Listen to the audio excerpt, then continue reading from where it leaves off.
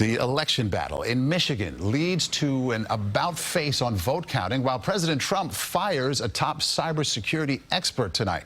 CBS 2's Dick Brennan here with the latest. A lot going on here, Dick. A lot going on, Maurice. It's hard to keep up with all the twists and turns of this election fight. Tonight, Republicans on a canvassing board in Michigan voted against certifying results in the Detroit area, citing irregularities. But a few hours later, they reversed course and voted to certify after requesting an audit and hearing the outcry from Detroit voters. It's all part of a battle where the president continues to raise the stakes. Voter registration databases. We've got to focus our efforts there.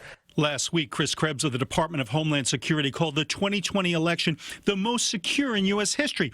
But for that, President Trump fired him tonight on Twitter, saying that the statement was highly inaccurate, that there were massive improprieties and fraud. Tonight, Democrats blasted the move. I think we're in a crisis now with his firing. He's truly a patriot because all he wanted to do was to assure the American people that their votes were protected. Mr. Reid. You would never know there was a bitter election fight if you saw this side on the Senate floor.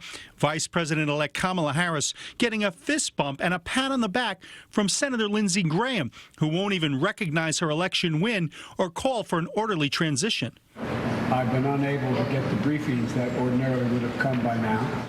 Joe Biden had to turn to Democrats for a national security briefing. This is President Trump is still making last-minute moves, announcing a drawdown in Iraq and Afghanistan. And last Thursday, the president had to be talked out of an attack on Iran's nuclear program. America's back, and it's no longer America alone. The non-transition is also hampering the pandemic response. Major health organizations urged the administration to share all critical information related to COVID-19. Leaders of Mr. Biden's COVID task force said they won't be able to access key data about vaccines, therapeutics, or supplies, nor can it contact the current White House coronavirus task force. Dr. Anthony Fauci had this advice for the Biden team. We need some fundamental public health measures that everyone should be adhering to. Not a disjointed, one state says one thing, the other state says another thing. Now, late today, the Senate's oldest Republican, 87-year-old Chuck Grassley, says he has tested positive for COVID-19.